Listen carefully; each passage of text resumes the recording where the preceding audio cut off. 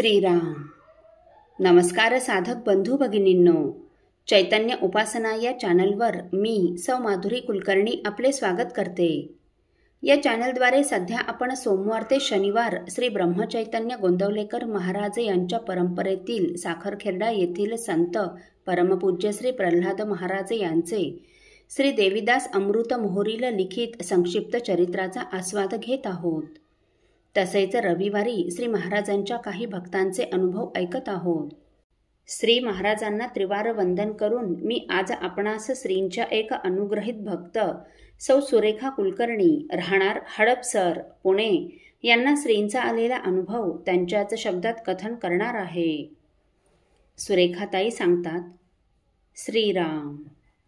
5 November 2023 रोजी आमच्याकडे 25 तासांचा जप व तदनंतर अन्नदान करण्याचे योजिले होते.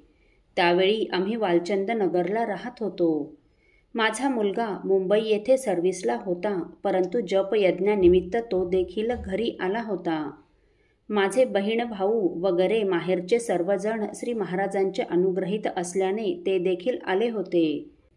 तर झाले असे की जपाच्या 2 दिवस आधी रात्री माझ्या मुलाला एक स्वप्न पडले. स्वप्नात त्याला असे दिसले की मी खूप आजारी असून माझ्या उशाशी आमच्या घरातील फोटोत असलेले प्रत्यक्ष श्रीराम बसून होते व ते मला आशीर्वाद देत होते.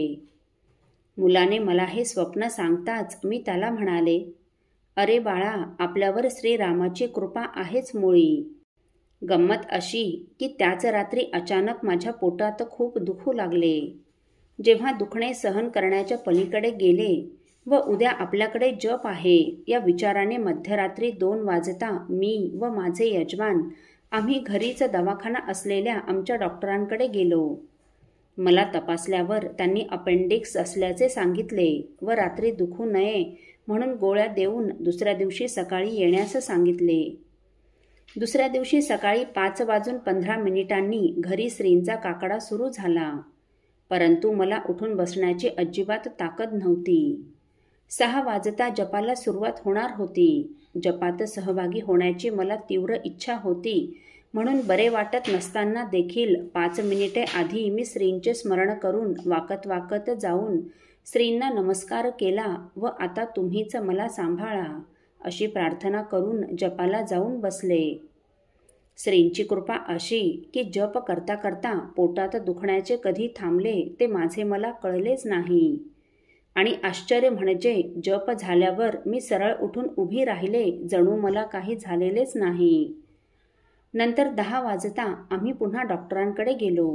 डॉक्टरांनी पुन्हा मला तपासल्यावर त्यांनाही आश्चर्य वाटले व मला अपेंडिक्स नसल्याचे त्यांनी सांगितले. आम्हाला सुखद धक्का बसला.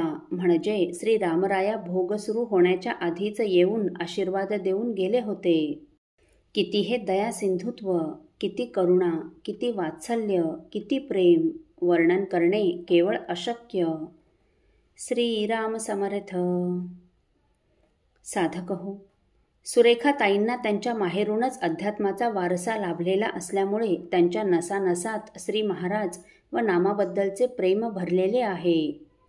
सासरी देखील या दिव्य अध्यात्म वेलाला खतपाणी घातले गेल्यामुळे त्यांच्या घरात वारंवार 25 तासांचा नामजप यज्ञ योजला जाऊ लागून त्यात सर्वजण मोठ्या उत्साहाने व आनंदाने सहभागी होऊ लागले.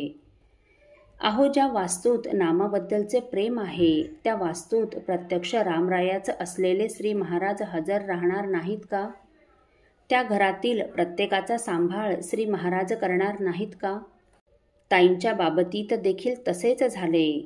आजारी असताना देखील नामजप यज्ञात सहभागी होता यावे या इच्छेने ताईंनी श्रींना आळवले व नाम घेता घेता शारीरिक वेदना कधी थांबल्या हे देखील ताईंना समजले नाही.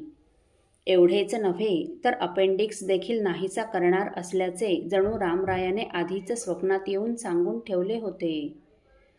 अहो, खऱ्या भक्ताला, दासाला भगवंताचा पाठिंबा, त्याचा वरदहस्त मस्तकावर असल्याने कसलेही भय नसते. भगवंताचे सर्व दास चिंता आशा विरहित झाल्यामुळे सदा सर्वदा निर्भय असतात. त्यांचा सर्व भाव भगवंताच्या ठिकाणीच असल्याने, भगवंताच्या अखंड ध्यानाशिवाय त्यांना दुसरा कसलाही लोभ नसल्याने भगवंतच त्यांच्या हृदयात कायमचा वास करून असतो. भक्तांच्या याच दिव्य हृदय परिवर्तनाचे सुंदर वर्णन करताना संतश्रेष्ठ तुकाराम महाराज म्हणतात, तरी सदा निर्भर दास चिंता आस विरहित, अवघाच एकी ठाव सर्व भाव विठ्ठली. निरविले तेव्हा त्यास झाला वास त्या माझी, तुका म्हणे रूप घ्यावे नाही ठावे गुण दोष. श्रीराम समर्थ. साधक हो, आपल्यापैकी कोणा श्रींच्या भक्तांना श्रींचे असेच काही अनुभव आले असतील तर इतर साधकांचे श्री महाराजांवरील व त्यांचा प्राण असलेल्या नामावरील प्रेम वृद्धिंगत व्हावेत या पवित्र हेतूने आपण मला ते 9422843253 अथवा सुनील दादांच्या 9892608401 या व्हॉट्सअप नंबरवर कळवावेत अशी नम्र विनंती. श्रीराम समर्थ.